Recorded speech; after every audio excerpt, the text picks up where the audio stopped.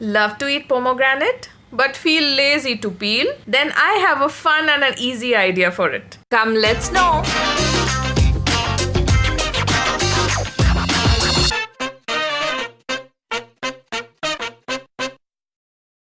Like if you like it, and it'll be great to see you subscribe. Peeling pomegranate can be a task, so let me share with you one of the easy way to deal with it. Cut the fruit into half horizontally, just like this. A perfect half and ready for next step. Take each half at a time and with little force loosen the seeds a bit.